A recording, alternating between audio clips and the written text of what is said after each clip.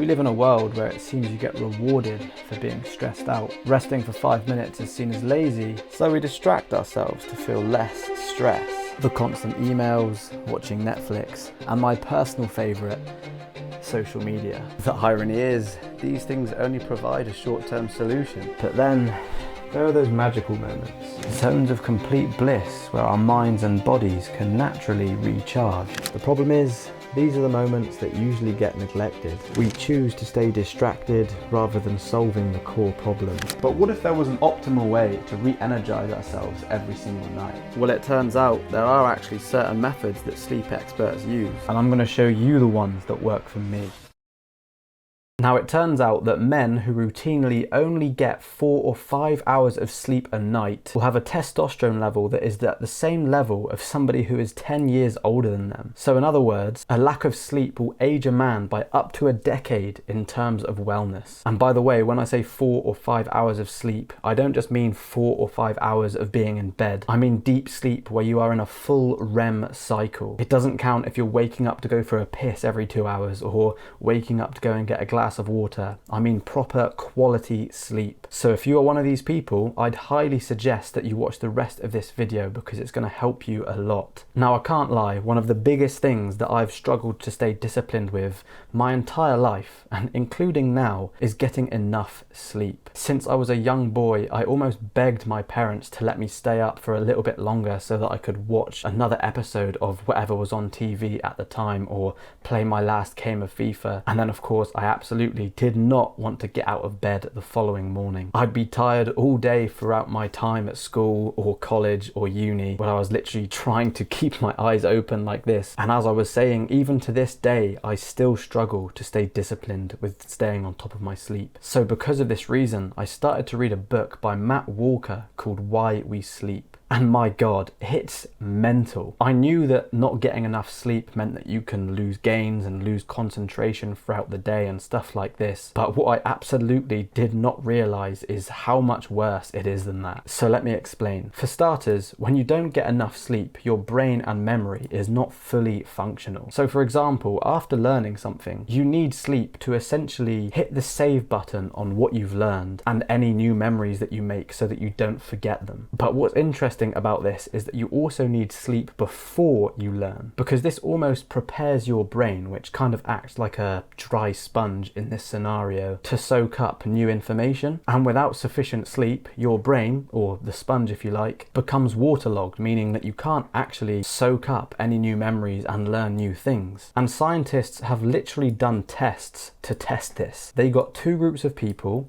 where one group was pulling an all-nighter and not getting any sleep whatsoever, and the other group was getting a full 8 hours of quality sleep. And what they did was they tested their brain activity under an MRI scanner, whilst the members of each group tried to remember a list of new facts. And the people who didn't sleep had 40% worse results than those who slept. And you can actually see the results on this diagram here. This was taken from one of the TEDx talks from Matt Walker. And yeah, as I said, you can literally see how there is a 40% reduction in how much the people were able to learn if they didn't sleep. That is undeniably huge, bro. You are at up to a 40% disadvantage when you do not get enough quality sleep. It's madness. It's absolutely madness. And that's just the effects that it has on the brain, because it also has huge effects on the body, like the cardiovascular system, for example. And let me try and explain this for you a little bit as well. Basically, scientists also found out that in the springtime, when the clocks go forwards, there is a 24% increase in heart attacks the following day. Whereas when the clocks go backwards an hour in the winter, there is a 21% reduction in heart attacks the following day.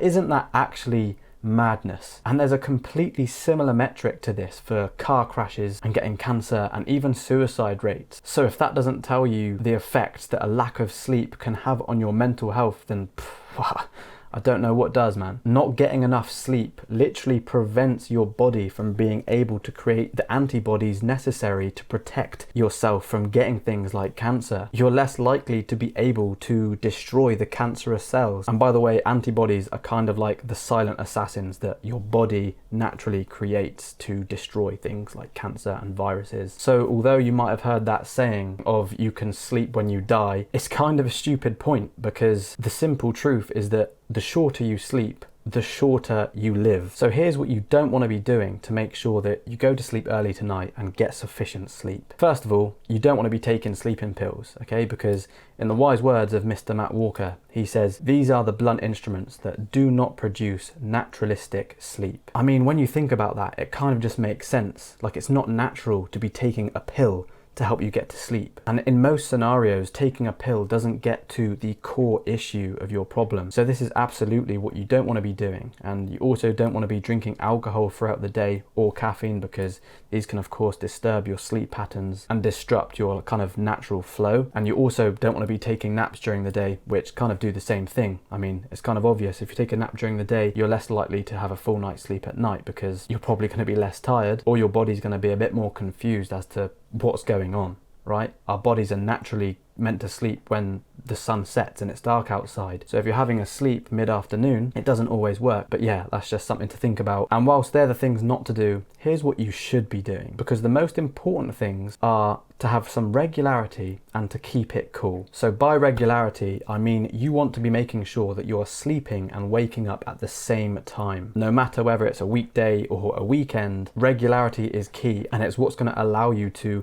establish some kind of consistent routine with your sleep and improve the quality and quantity of it. And the second thing that I mentioned there is, of course, keeping it cool. And the reason for this is because your body drops its core temperature by about 2 to 3 degrees Fahrenheit to initially fall asleep and then stay asleep. And this is the reason for why you will always find it easier to fall asleep in a room that's cold instead of a room that's hot. So in an ideal world, you would be able to sleep in a room that has a temperature of around 65 degrees, which is going to be optimal for most people. Like, you should literally get a thermostat if necessary. At the end of the day, sleep is not some kind of optional lifestyle luxury. It's a non-negotiable biological necessity. It's literally your life support system. The whole stigma that sleeping loads makes you lazy is an absolute load of bullshit, man. And it's funny because I used to be a little bit embarrassed about not being able to fully function if I didn't get a full night's sleep, because I thought it determined me as weak or whatever. But honestly, man, like, that is so much bullshit. It really is. Humans are literally the only species that intentionally